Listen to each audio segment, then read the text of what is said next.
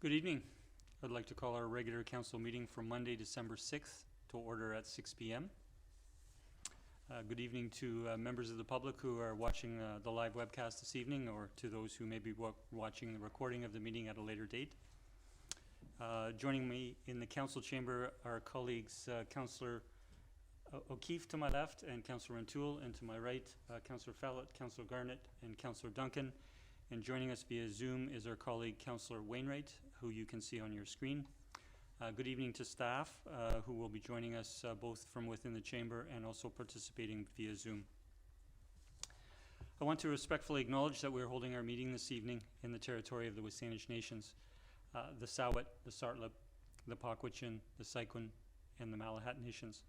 We express our gratitude to the Wasanich people for their stewardship of these lands and waters for millennia, and that our non-Indigenous settler culture is able to live in this remarkable place.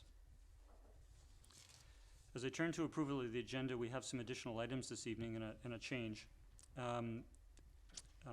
Further to the agenda being published last Thursday, where we received one letter regarding item 6A, the James White Boulevard live workspace application. We've received 5 additional letters from nearby residents, and that will go, those will go under 6A. We have a letter from the 5 of the Sidney hoteliers that is currently under 15.2 correspondence for information, and as per a request from Councillor O'Keefe, we will raise that to item 14.1 under correspondence. And after our agenda was published, we had a letter from Steve Duck regarding the hotels and STRs, and that will also be under item 14.1. So with those changes, I would seek approval of our agenda as amended, please. Move as amended. Second. All in favor? None opposed. Motion carries. Thank you.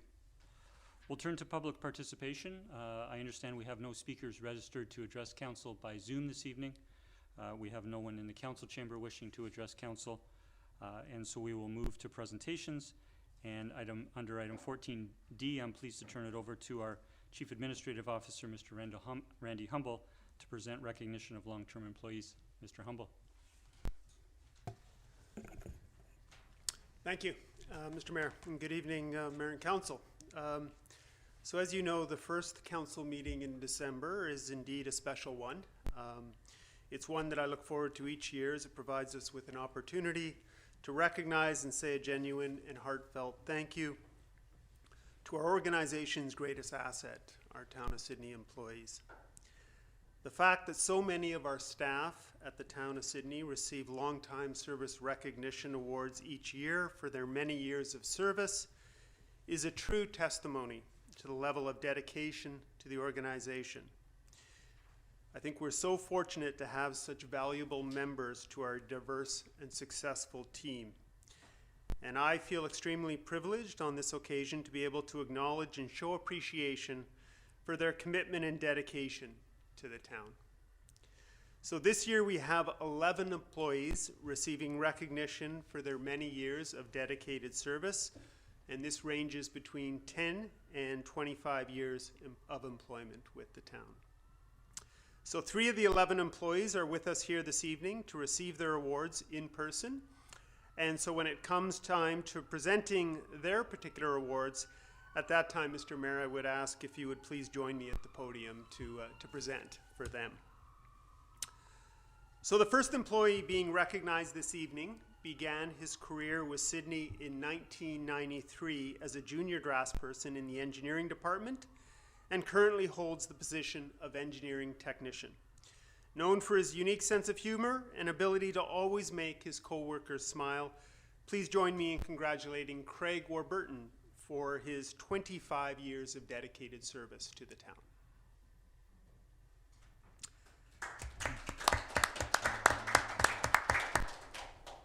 The next employee being acknowledged, and council will know him well, has been with us since 2006. He began his time in Sidney as the manager of finance, and I'm a little bit proud to say that in 2012, when I was first appointed to the CAO role, I think one of the best moves that I made was to immediately promote this individual to the Director of Corporate Services. Known for his dry wit, his always calm and somewhat cool demeanor, strong work ethic, and I'd be remiss if I didn't mention his wicked pie charts. Please join me in congratulating Andrew Hissick for his 15 years of dedicated service with the town. The next employee has a diverse skill set that has seen him working in different capacities, originally in the Public Works Department and then in the Parks Department as a gardener. This is someone that is known for his diligence, varied skill set in all phases of parks maintenance, and for doing an excellent job in areas that are assigned to him. Please join me in congratulating Laurie Davis for 15 years of dedicated service with the town. For our next long-term service award, this employee started his career in Sidney in 2009 in the fire department as a fire inspector firefighter. And in 2019, he made a career move and transitioned into a position with the town's Public Works Department. Please join me in congratulating Jeff Tomlin for 10 years of dedicated service with the town. This next employee came to us from the private sector, and in doing so, brought with him his extensive knowledge and experience of all things arboriculture. He became a regular full-time employee in the Parks Department in the gardener position in 2012, and in 2013 he was appointed as the town's first arborist. He is known by both his colleagues and the residents he serves for his positive and always professional demeanor. Please join me in congratulating Mike Pryor for his 10 years of dedicated service with the town.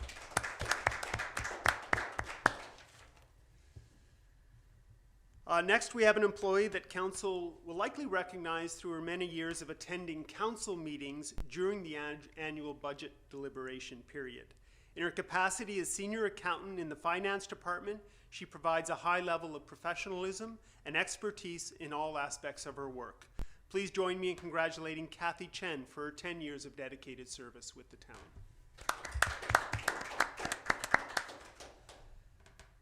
The next employee works out of the courthouse building behind the town hall, and you would certainly know her if you've ever renewed your driver's license and vehicle insurance there. She has held several positions in the driver services branch and is currently the driver services clerk. Please join me in congratulating Carrie Ward for her 10 years of dedicated service with the town. So next we have an employee that started his career with Sidney as a senior technical support specialist in our IT department. In 2014, he was promoted to manager of information services.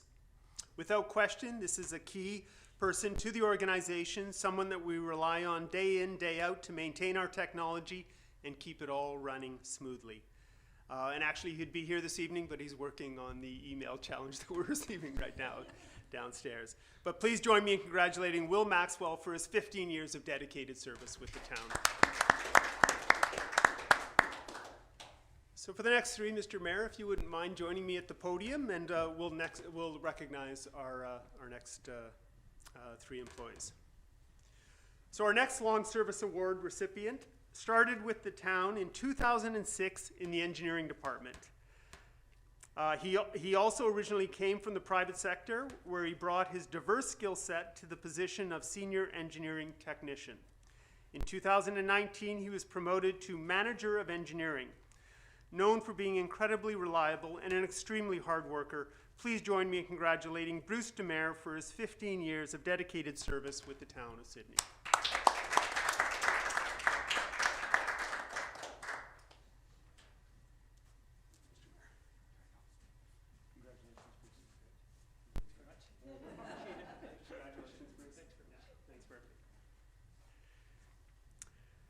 Our next long service employee is also one of our valued gardeners with the Parks Department. If you enjoy the well-manicured landscaping and spectacular Christmas decorations and display throughout the downtown area, well then you should know that this employee has had a hand in it. Please join me in congratulating Clayton Hunt for his 10 years of dedicated service with the town of Sidney.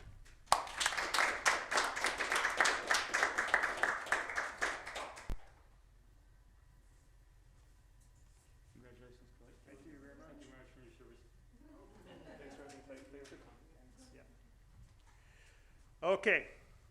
Finally, and last and certainly not least, this next employee will be familiar to many.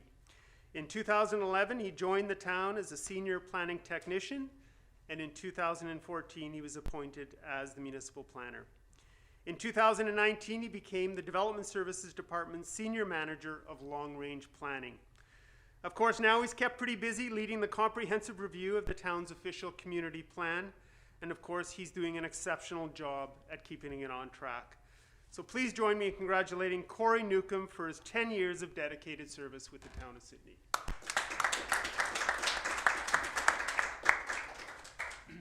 Congratulations, Corey. Thank you for your service. Thank you.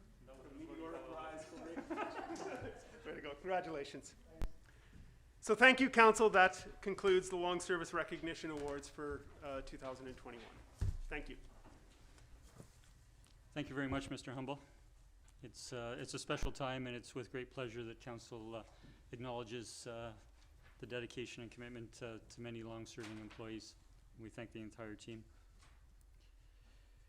Moving to the next section under bylaws, we have two bylaws to consider for final adoption this evening. The first is under item 5A, bylaw number 2220, Miscellaneous Fees and Charges Amendment number 20. We've considered this, that is to increase the cost of monthly parking passes at town lots from $40 to $50. We've considered this at previous meetings, and we do have a recommendation. I'll move adoption. Second. All in favor? None opposed, motion carries. And the second is bylaw number 2221, our business license bylaw, and amendment number 2 to waive business license fees for 2022, and we have a recommendation.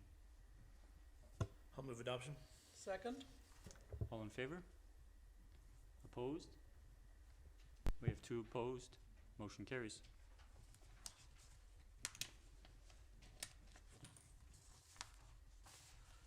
We'll move to item 6A, which is Development Variance Permit Application number DV 100313 regarding units number 1 and 2 at 2227 James White Boulevard. And this is a request to relax conditions relating to dwelling unit location in order to allow live-work use of units 1 and 2. I indicated at the approval of the agenda that we did have one submission. We sent out notice to nearby residents and businesses, and as of this evening, we received an additional 5 responses, and we do have a recommendation. Move that the variance application be approved. Second. Discussion? Councillor Duncan. Thanks. I appreciate what the letter writers have written in.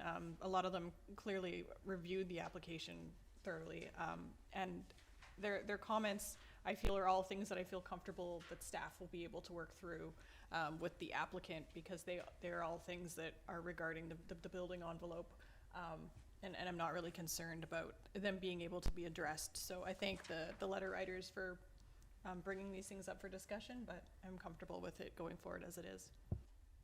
Thank you, Councillor. Councillor Fallon, then Councillor O'Keefe. Thank you. There are some interesting comments that have come out of the letters from the writers, and there's, as was just previously said, there are some issues that I think staff can deal with, but there's also issues that surround the strata that have nothing to do with the town. It's not the town's purview to get involved in strata business, and the strata's going to have to deal with that. So I think this is something that will be dealt with, but it's not going to be from council's perspective. So thank you. Thank you, Councillor. Councillor O'Keefe. Thank you.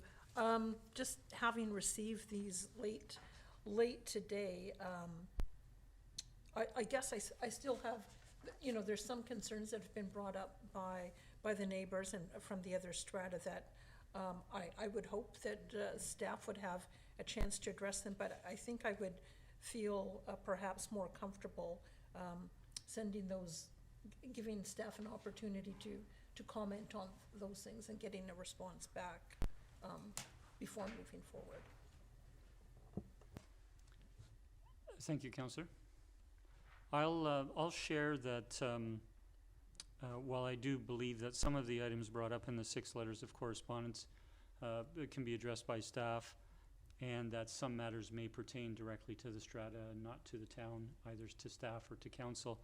I do have some questions, and while these were items or letters of correspondence received after the agenda was published, I would actually favor returning them, the letters of correspondence with the concerns, and for staff to reply. We could ask staff to speak to them this evening, and I did touch base with Mr. Humble, and staff would be able to address some, but I think in the fullness of time that it might be more appropriate to do that. So I would ask my colleagues to consider that, appreciating what comments council members have made to this point.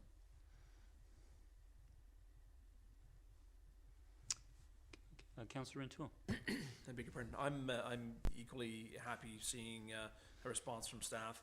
I concur with Councillor Duncan's comments, and I think by and large, the elements that seem to be of greatest concern relate to the strata itself, as opposed to the decision before council this evening. But I'm happy to also see this referred to staff. There was certainly some information here that came very late to light, that it might not be fair to have staff try and comment on it at this point. Thank you. Councillor Fallon? Thank you. If I may, through you to staff, if we were to refer this back to staff, do we have a timeline on when we would hear back from staff? Ballpark. I know it's Christmas and the end of the year, and there's going to be some lag in processing. I don't want to speak for Ms. Verhagen's workload, but the next available opportunity would potentially be the December 20th council meeting, but maybe Ms. Verhagen can comment on the ability to respond to council by that particular date. Yes, I can speak to that through the mayor to council. Just quickly to speak to the general gist of some of the comments there with concerns about changes to the exterior of the building. Any changes here inside the building would first need a development permit for anything that's affecting the exterior of the building, like new doors or windows. And the development permit application would need strata approval because it is affecting the building envelope of this multifamily mixed-use building. A building permit would also be required, and that would also need strata approval before we could review the application. The building permit would also have to be prepared by an architect, and would also need input from an engineer because, again, they're affecting the envelope of the building. So those things would be addressed by staff through those permit processes, but if council would like more information than that and specific responses to each letter, we could report back to the next council meeting. Thank you. Thank you, Ms. Verhagen. So Councillor if Fallon? I can, so thank you very much, staff, for that. I think given that the timeline of December 20th, that's reasonable, then I will change my vote and not support this being approved this evening. Thank you. Okay, thank you, Councillor. Councillor Duncan? Well, I could withdraw my motion and make the new motion that we refer to staff for the report to be brought forward on December 20th. If you'd like to withdraw first, Withdraw and we'll turn first, to the yeah. seconder. I agree. Okay, so that motion is withdrawn. Thank you. And Councillor Duncan? Okay, I will make the motion that we refer the development variance permit application number DV100313 to staff to just provide a response to each of the letters and how that will be addressed in subsequent permits for the public's information. Thanks. Second. Moved and seconded. Further discussion? Seeing none, all in favor? None opposed. Motion carries. Thank you. We'll next turn to, sorry, I'll just catch up here.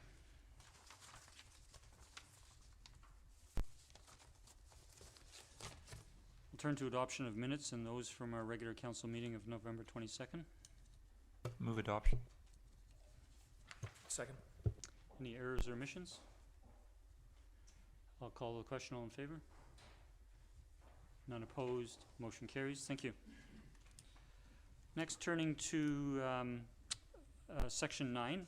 On behalf of council, I'd like to rise and report from our in-camera minutes from meetings held on November the 8th and November the 22nd regarding citizen appointments, either commencing or continuing in 2022.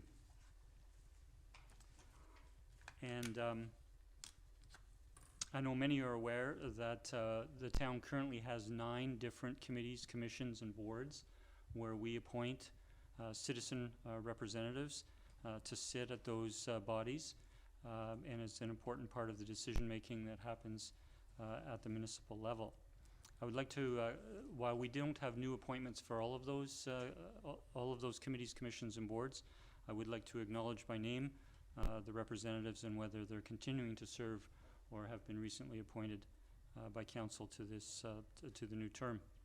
And so the first is our Advisory Planning Commission, where we have 9 citizen members, and all 9 members have their appointments continuing till December 2022. But I would certainly like to acknowledge John Crowhurst, Denny Jelena, Kelly Bull-Tomer, Bernadine Vandermeer, Clarence Bolt, Douglas Watt, Richard Novick, Lucina Beryluk, and Andrew Tidman.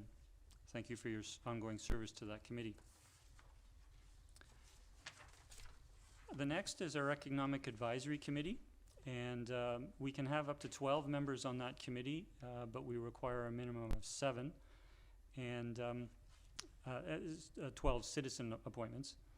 And we did have a number of members not seek reappointment into 2022.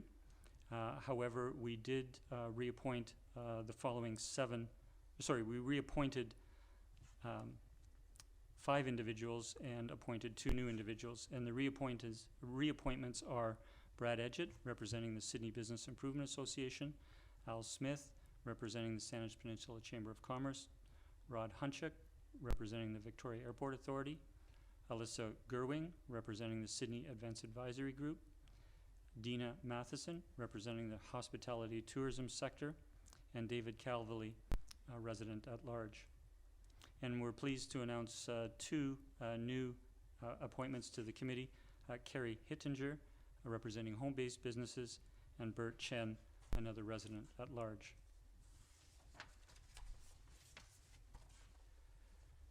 The third committee is our Official Community Plan Review Advisory Committee, and this committee was struck with 7 citizen representatives at the beginning of our OCP review process, approximately a year and a bit ago. And these members will continue to serve until completion of the project, which is anticipated to be the spring of next year. And I want to thank the following members: David Calvely, Denny Jelena, Hannah Nawroth, Bernadine Vandermeer, Gay Van Siri, and Todd Wiebe. We did receive the resignation of 1 member of the committee for personal reasons, and we want to thank her for her service to the committee. Turning to the Board of Variance, the Board of Variance is a committee that's required to be struck under statutory provisions.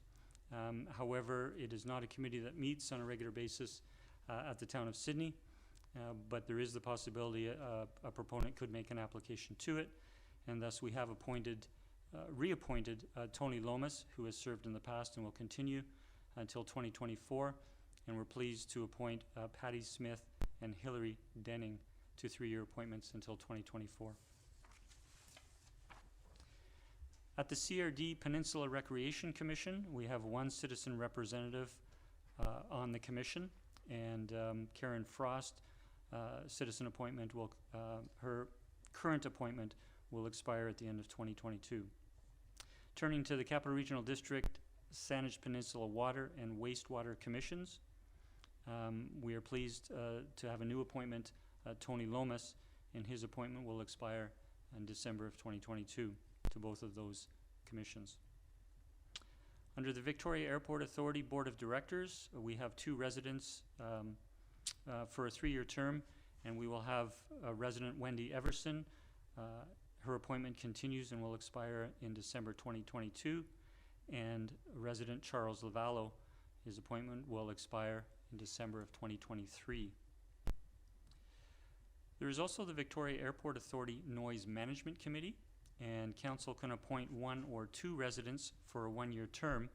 We did not have applicants at this time this year for those positions, so we will be reposting notices for those positions early in the new year, which takes me back to the Economic Advisory Commission, and I did indicate that we did not have applicants for all of the seats on that committee, and those vacant seats will be reposted in January as well.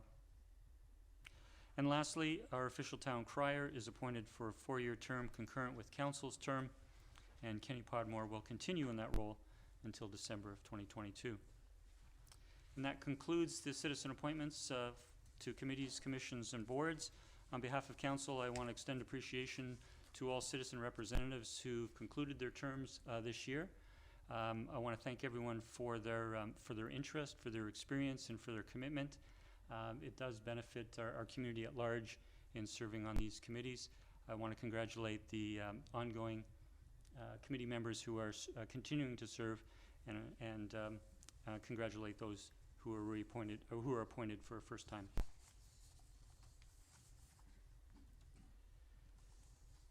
Next, I'll turn to Mayor's Report, and under Mayor's Report, I have 3 items. The first is the 2022 council appointments.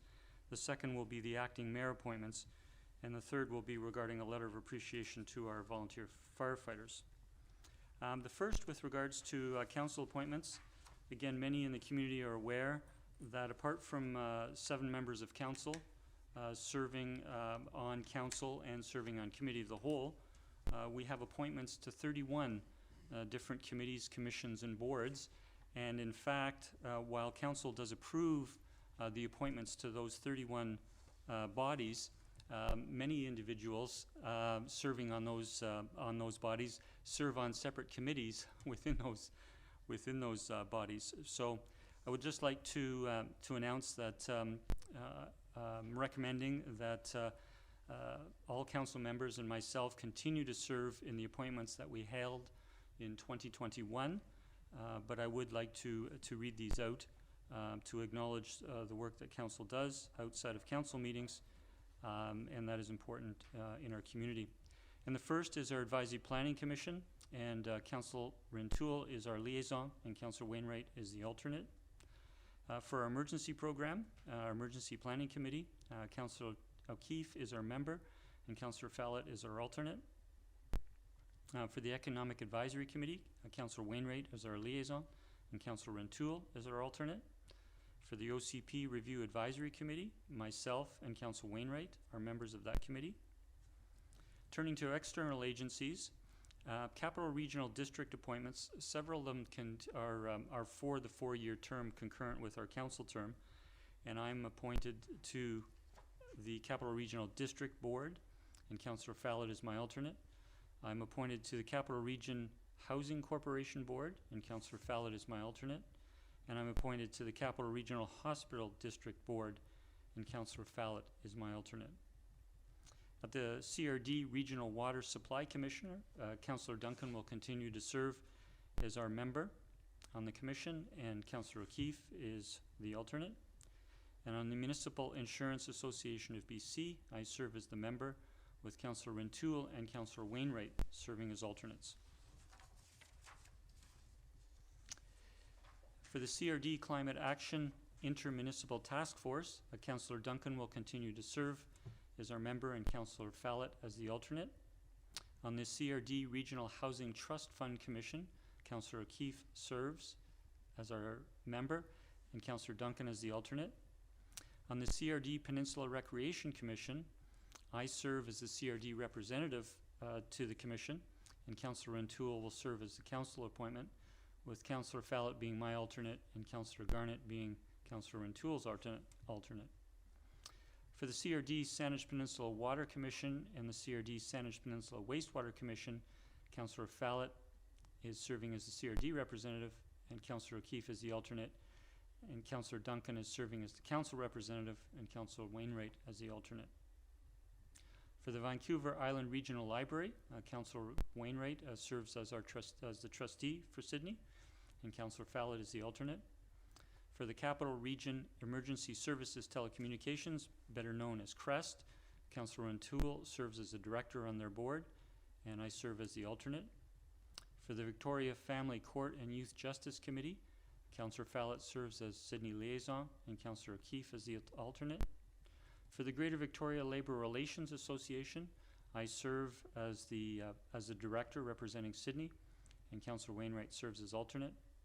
For the Victoria Airport Authority Airport Consultative Committee, Councillor O'Toole serves as our member, and Councillor Garnett is the alternate. And for the Victoria Airport Authority Noise Management Committee, Councillor O'Keefe serves as the member, and Councillor Fallot is the alternate. And for the South Island Prosperity Partnership Partners Committee, Councillor O'Keefe serves as our Sidney member, and Councillor O'Toole is the alternate. Representatives to other agencies, for the Sydney North Saanich Ball Facility Liaison Committee, which we share with North Saanich, Councillor Garnett and Councillor O'Toole serve as the members, and I serve as the alternate. For the Peninsula Chamber of Commerce, Councillor O'Keefe serves as our liaison, and Councillor O'Toole as our alternate. For the Memorial Park Society, also known as the Mary Winspear Centre, Councillor Garnett serves as our liaison, and Councillor O'Toole is the alternate. For the Sydney Museum and Archives Society, Councillor Garnett serves as our liaison, and Councillor Duncan is the alternate. For the New Marine Centre Society, better known as the Shaw Centre for the Salish Sea, Councillor Garnett serves as our liaison, and Councillor O'Keefe as our alternate. For Artsea, the Community Arts Council of the Sandwich Peninsula, Councillor Fallot serves as our liaison, and Councillor O'Keefe as the alternate. For the Sydney Business Improvement Area, Councillor Duncan serves as our liaison, and Councillor O'Keefe is the alternate. And for the Peninsula Stream Society, Councillor Duncan serves as a member, and I serve as the alternate. And thank you to all council colleagues for your service on those external agencies, boards, and commissions. Next, I'll turn to the schedule of acting mayors. Excuse me, Mr. Mayor. Did you sorry. look for a motion to approve? Yes, I would seek a motion to approve. Thank you. So moved. Second. Thank you. Any discussion? Seeing none, I'll call the question. All in favor? None opposed. Thank you. Thank you, Councillor O'Toole. Next, I'll turn to the schedule of acting mayors. Each mayor serves 2 months of the year, separate as acting mayor. To myself, and for the months of January and July, it will be Councillor Garnett. For the months of February and August, it will be Councillor Duncan. For the months of March and October will be for March and September will be Councillor Wainwright. For April and October will be Councillor Fallot. For May and November will be Councillor O'Toole, and for June will be Councillor O'Keefe. I would look for a motion to approve those. So moved. Oh, second. Any discussion? Seeing none, all in favor? None opposed. That motion carries. Thank you. I felt it appropriate tonight for 2 reasons to turn to the next item, which is appreciation for our Sydney firefighters. One is that it's been a tradition for council to have a dinner of appreciation for members of the Sydney Fire Department, expressing our appreciation. And a second is because of a community initiative that our Sydney firefighters will be involved very shortly. There have been some media, but there was a 3-municipality press release today that I would like to refer to as well. So I'll just read from the letter that I sent on behalf of council to all Sydney firefighters. Congratulations to all members of the Sydney Firefighters Association on your 107th year of trusted service to our community. And to all members of the Sydney Fire Department. We have some 30 plus volunteers. We have 4 career members who also serve as volunteers, and we have our Fire Chief Brett Mickelson and our Deputy Chief Mike Harmon.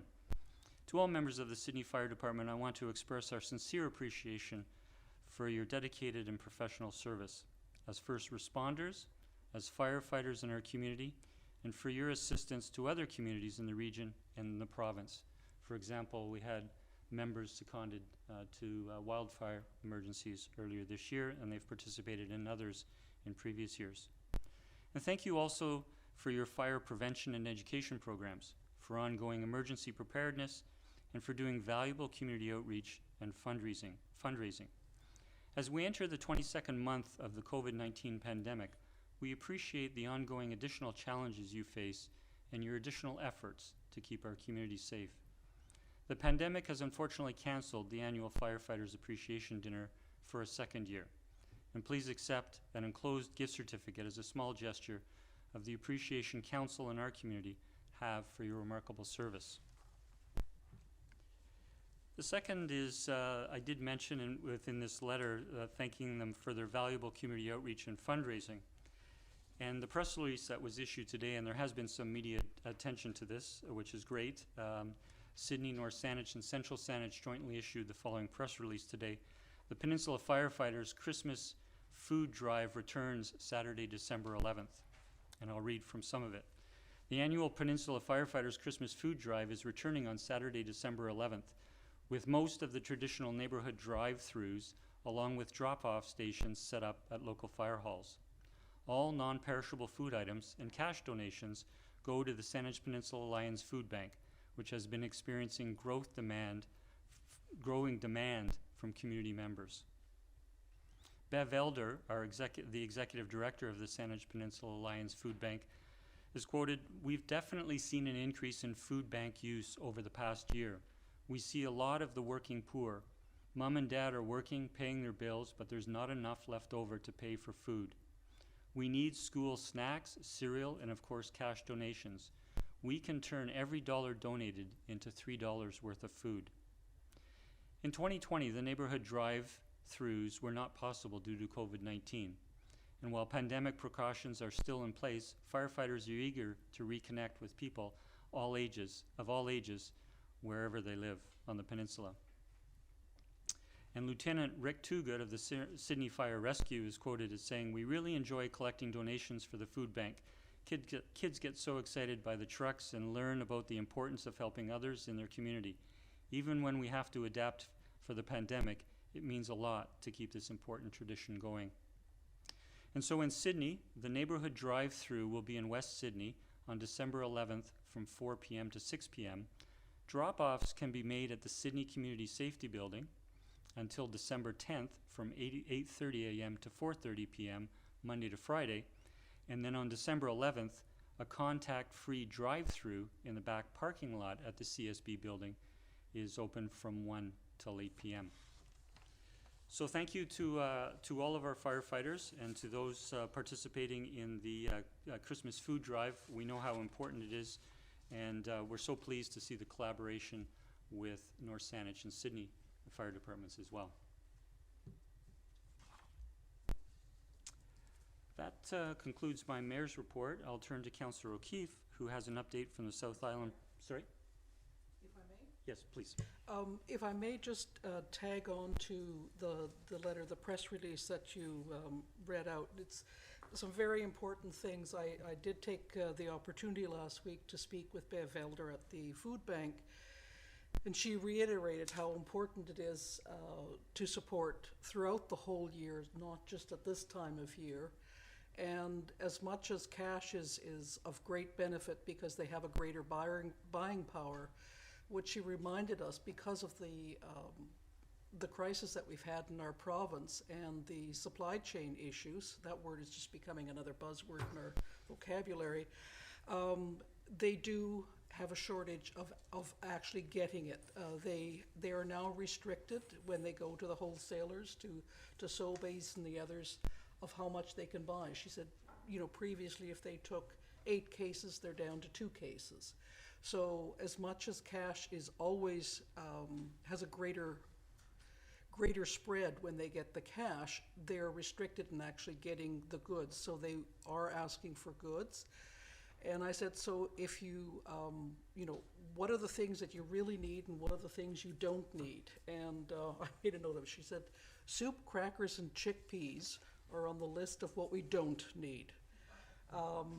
Peanut butter is always welcome.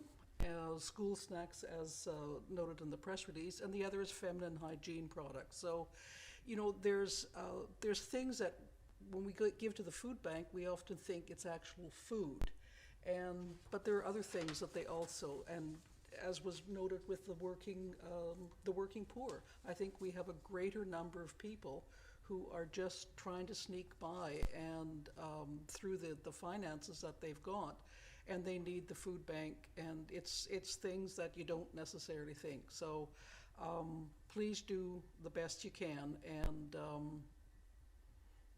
it's cash and goods, so whichever is easiest, but they are in need. So thank you. Thank you, Councillor Fallot. And there was an additional point in the press release which speaks to part of what Councillor Fallot was highlighting. To participate in the neighborhood drive-throughs in West Sydney on December 11th, leave a paper bag of donated items on your doorstep and firefighters will collect it. To find a list of the items most in need, you can check out 12 Days of Christmas Giving on the Sandwich Peninsula Alliance Food Bank website. So thank you again, Councillor Fallot. And I will now turn to Councillor O'Keefe and her update on SIP. Thank you, Mayor. Just a question to you in terms of process. Would you like me to introduce a report or make the motion to receive the information and then have the discussion? We'd be pleased to hear your report first and then a motion. Okay, fine. So actually, I'll thank you. I'll start with SIP then, and it's actually a good segue talking about the food bank into economic development. And so I attended the SIP's Rise in Economy Week last week. You got a fairly lengthy report from me, and but that was it was over a dozen sessions over 4 days. I attended most of them.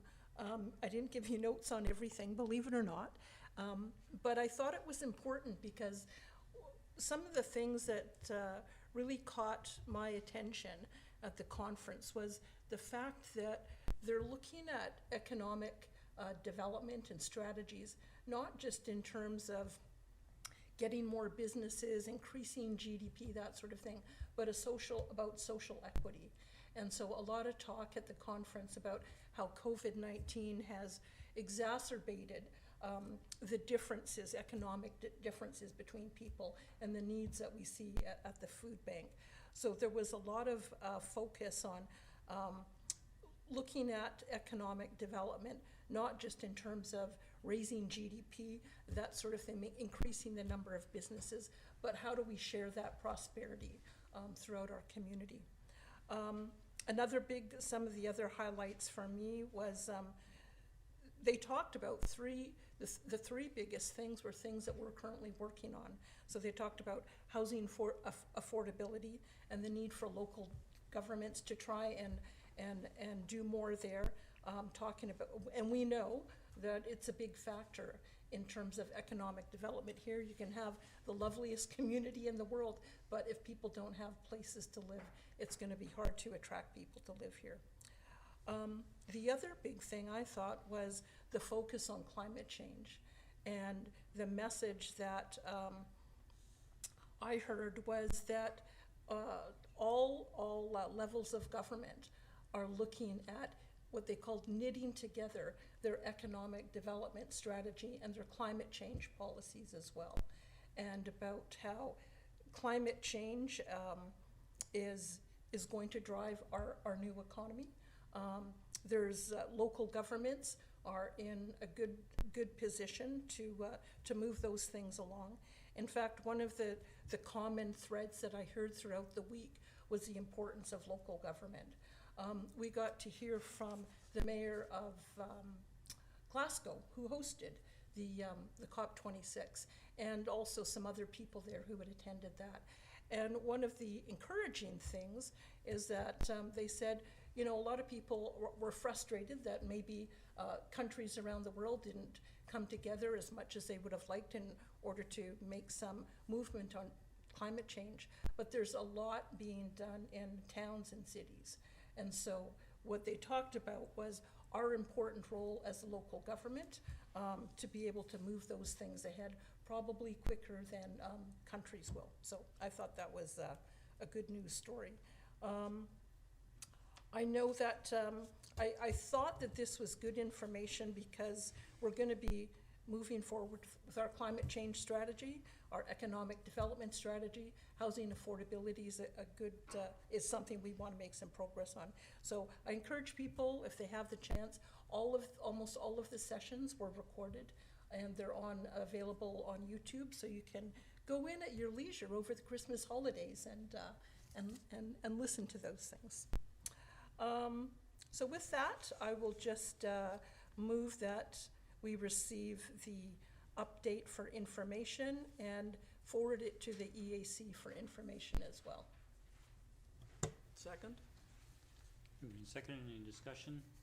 I'll just add, thank you for that excellent summary, Councillor O'Keefe. Councillor O'Keefe and I were able to attend in person Local Leadership Day, and we had several inspiring sessions, including a panel where the Mayor of Glasgow was able to join us live with David Miller, former Mayor of Toronto, who was at COP26, and Mayor Lisa Helps. It was an excellent panel, as was the First Nations panel we had on economic development and environmental stewardship as well. So with that, I'll call a question. All in favor? None opposed. Motion carries. Please continue. Thank you, and just a quick update on Victoria Airport Noise Committee. Really not too much change there in terms of the number of incidents reported. One of the things they did talk about, though, is that many of these are from one or two individuals reporting infrequently. I think it was like 96 or 98% of the time, the complaints they receive are due to normal operations. And so the point they made was that these complaints take up a significant amount of time. And so what they're going to be focusing some attention on is greater education of the public in terms of what is sort of normal operations. What are the sounds that you can expect to hear at an airport at various times of the day. So they're preparing some frequently asked questions about those sorts of things to help better educate the public. And when those are ready, I'll let you know, and those will be posted to the website. So I'll move that we receive the report for information. Second. Any further discussion? Councillor Garnett. Thank you, Mayor. I just have one question. Looking at the map, the second map on page 35, under one noise from trucks Amazon resident, can you elaborate on what exactly that might have been? Yes, I think that had to do with the construction noise. I mean, just wondering in terms of like, were they operating at hours that wasn't allowed, or they just felt it was excessively loud? Yeah, I don't, they didn't go into a lot of detail. I know it was during normal working hours, and just, I think it was when they had first started up construction on that site, and so people weren't accustomed to, the trucks coming and going. So they did say that, well, as you probably know, they plan to have construction completed by the end of September. Okay, So, thank you. Thank you, Councillor. Seeing no further discussion, all in favor? None opposed, motion carries. Thank you. Thank you again, Councillor O'Keefe.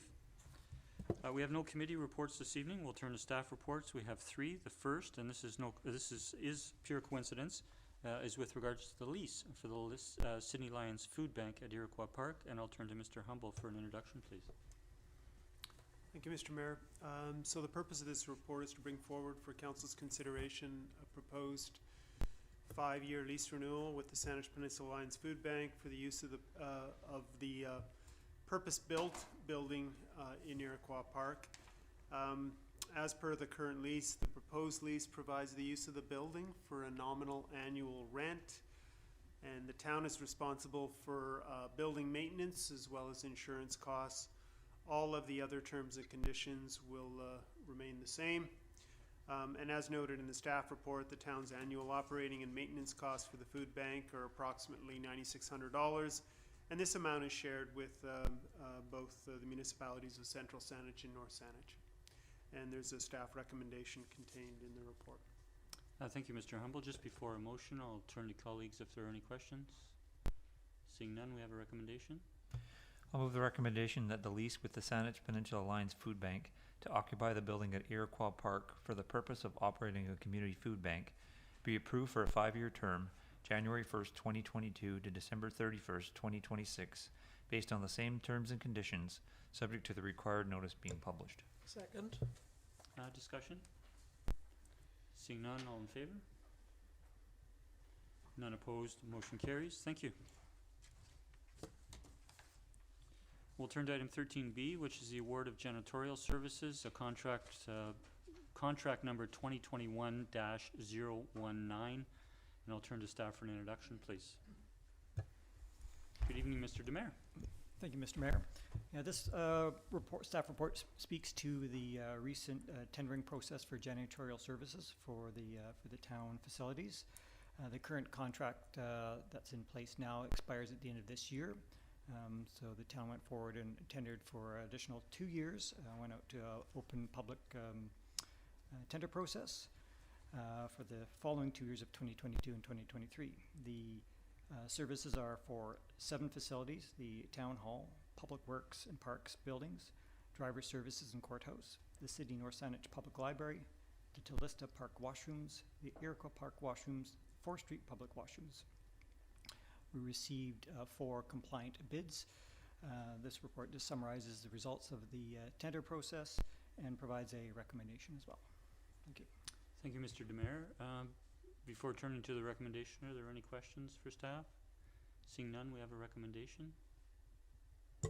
I'll move the recommendation that contract number 2021-019, janitorial services for municipal facilities covering 2 years, 2022 and 2023, be awarded to Guardian Angel Cleaning Limited. Second. Moved and seconded. Discussion. I'll turn to the mover. Thank you. Just a comment. There's quite a diversity, or quite a range, I should say, of bids, with the low bid at 152 or 153,000 and a high bid of 355,000. And so one of my concerns is, is the low bid necessarily going to be providing a living wage to the cleaning staff, the people who are going to be doing the job? I mean, that's a huge.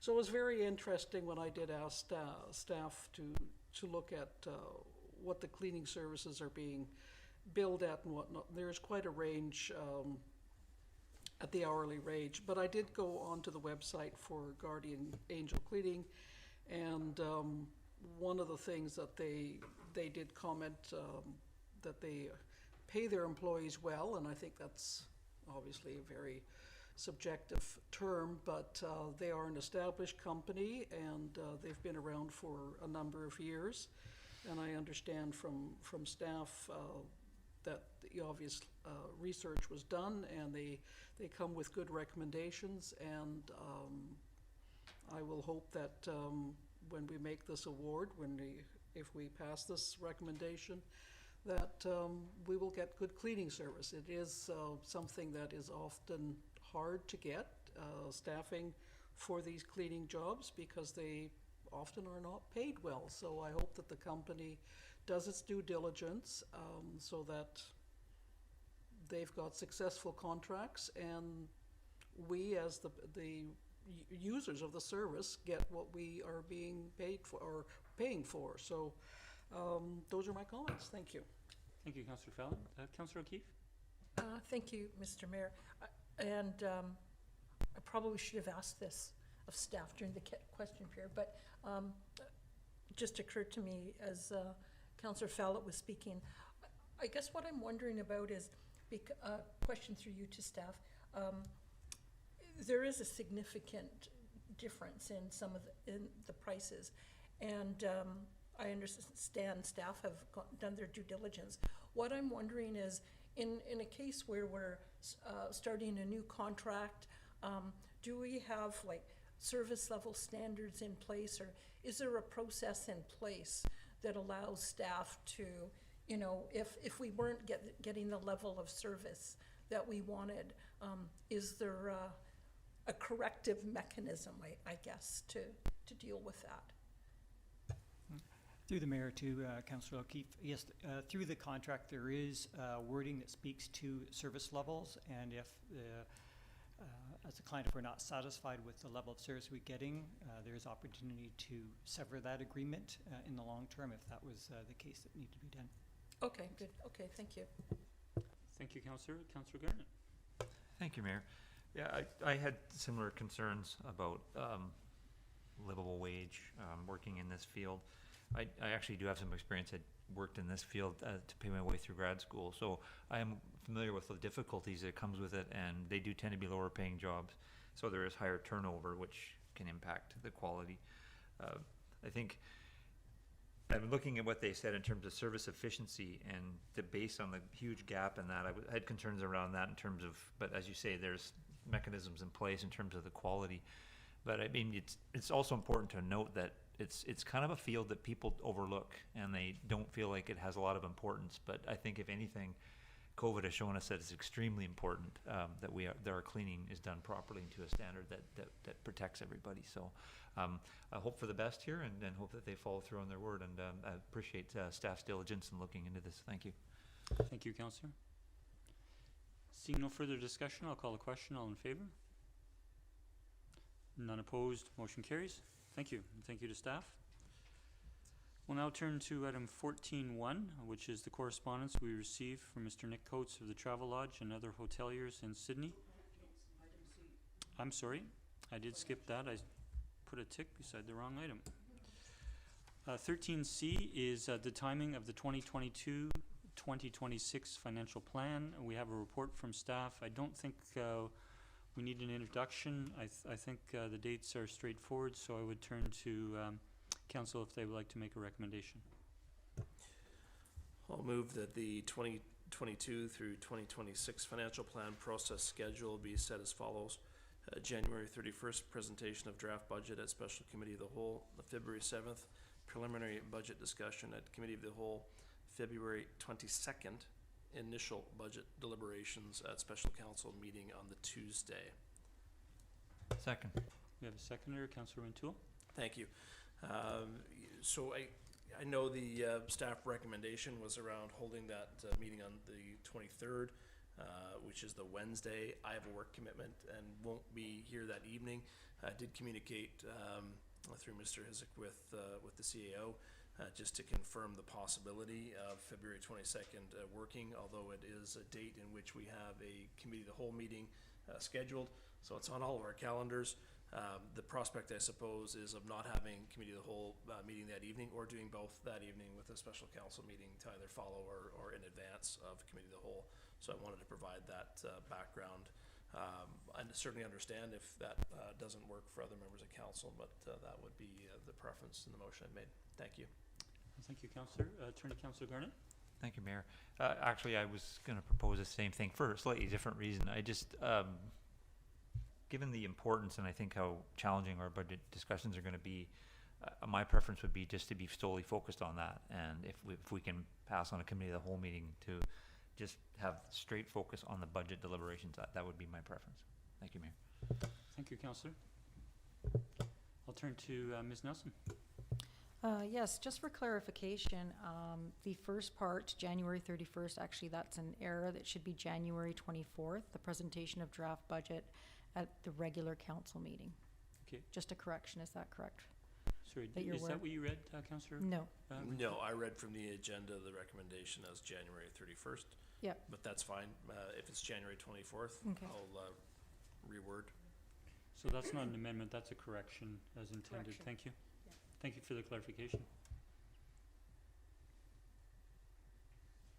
Okay, I think the points are well noted, and we do have the flexibility going into agenda reviews for those, in advance of those meetings, on determining how to proceed at that time.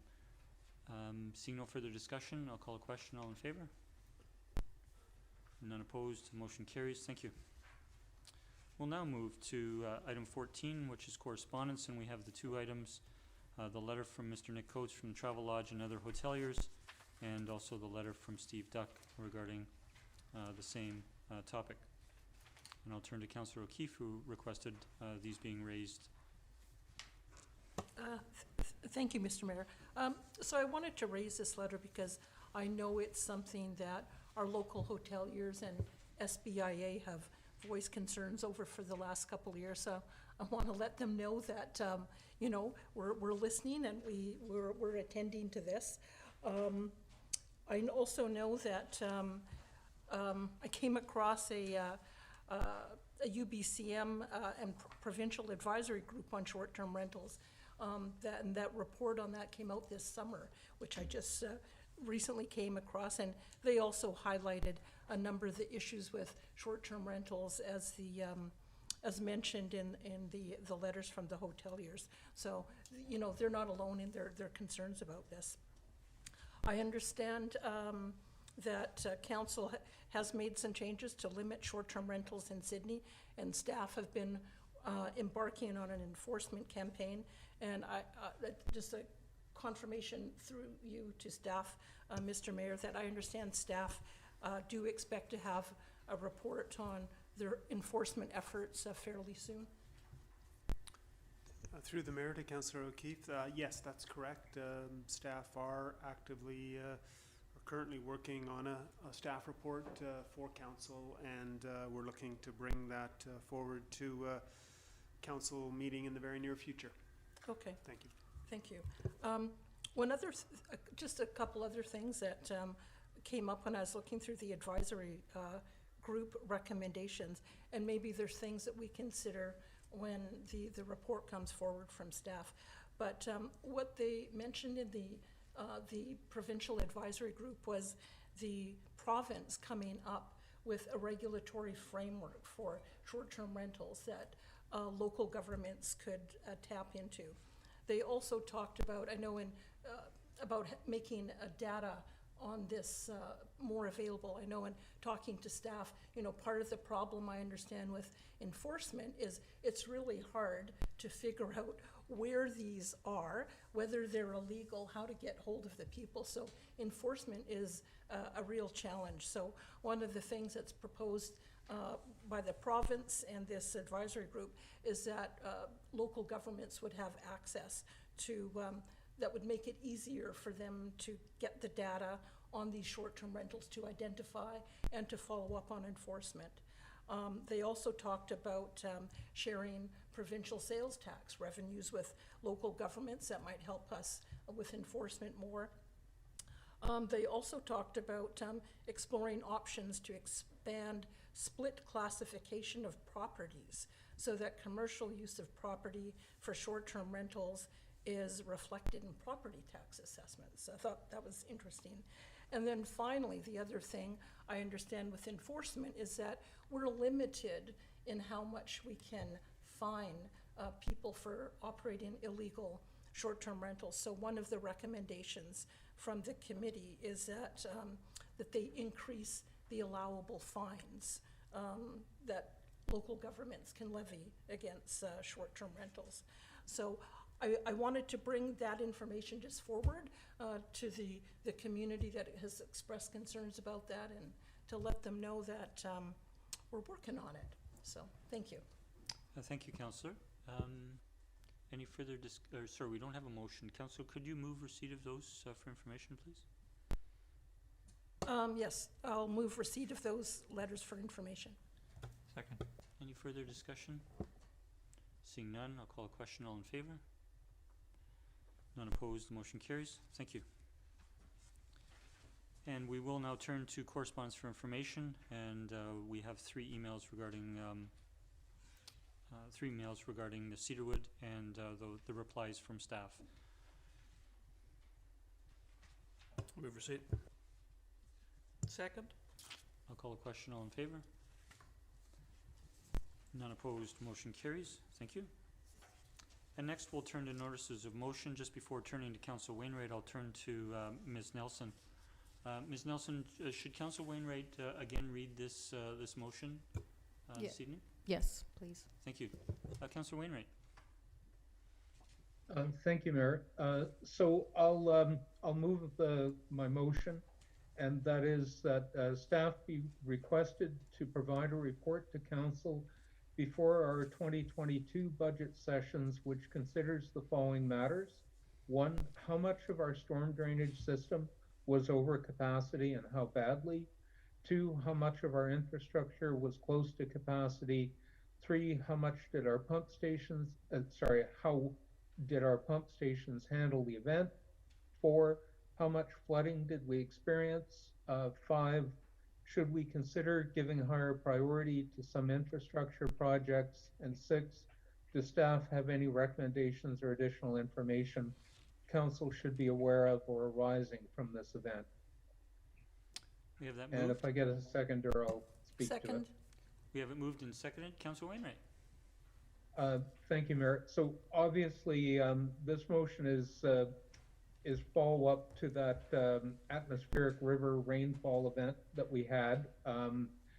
And Sidney appeared to do quite well compared to a lot of other communities, but personally, I observed quite a bit of flooding. I know that one of the bridges at Ray Creek Park got moved about 5 feet downstream. The path was closed for several days while that got sorted out. I did see a lot of trucks responding to flooded basements and such. I guess the concern is the experts are telling us that this kind of thing is going to be more frequent. And I'm wondering, essentially, how well did we do and how close was our system to being overloaded? And I think that's something that council should be aware of as we go into our budget discussions. I do appreciate that a fulsome and robust analysis to the questions I'm asking would take quite a bit of time and probably is not possible before our budget discussions. But if we're going to be considering priorities for capital spending on, various types of infrastructure, it would be helpful to have whatever information staff could provide on how close to the edge we were on that last event. Thank you. Thank you, Councillor. I'll turn to Councillor O'Toole. Thank you, Mr. Mayor. I thank Councillor Wainwright for putting this forward. This is a very important undertaking, and I think we've seen throughout the province where municipal infrastructure was either damaged or failed during recent storm events, and I think the municipality, of course, has that responsibility to ensure that its infrastructure continues to evolve, not just be maintained and operational, but to evolve to these types of new challenges. Having said that, I'm equally concerned with respect to the statement around timing, in that we've just noted the budget process, January 24th being the first date. I'm not sure how the timeline would work for staff, and I'm cognizant of the workload before staff already prior to this motion being put forward. So if I may, Mayor, through to staff, ask for their response with respect to the timing that's suggested in this motion.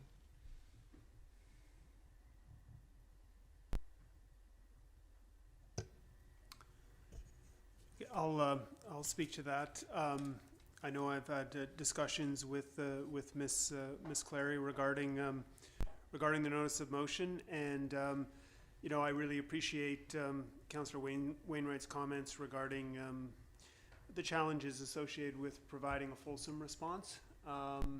We certainly will. I think staff will certainly do their best to provide as much detail as we can in a response.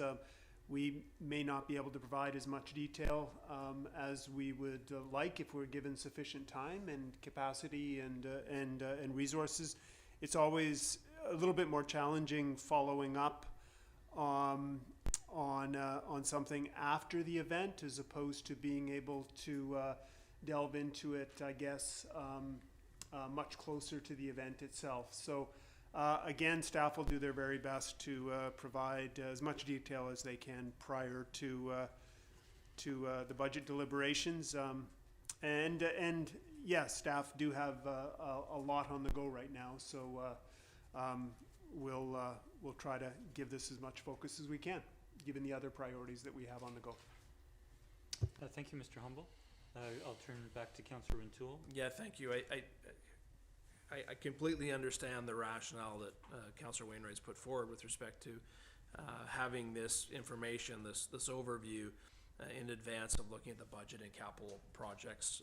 I do, but I also recognize how important this is, that I don't want to feel that it's rushed. I guess my next question through to staff, would there be an expectation that, I know the town has identified in its budget previously an assessment of town assets.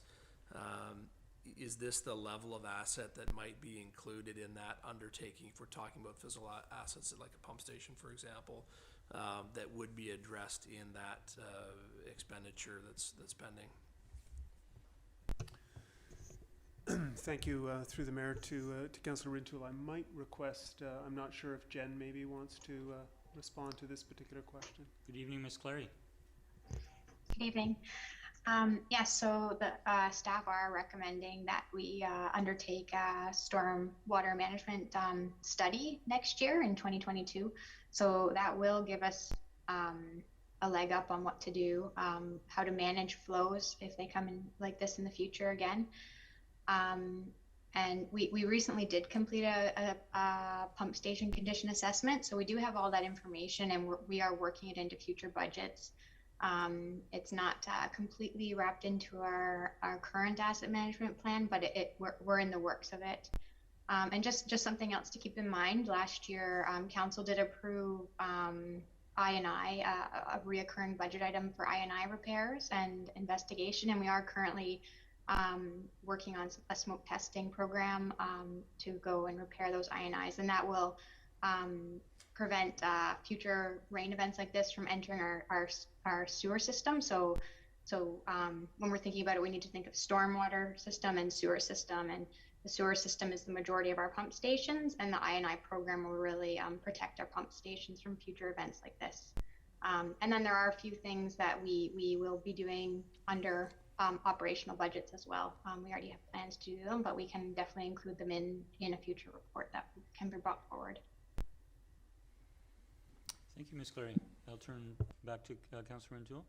Thank you. I'll yield to my colleagues. I may have more, but I'll pause there. Thank you.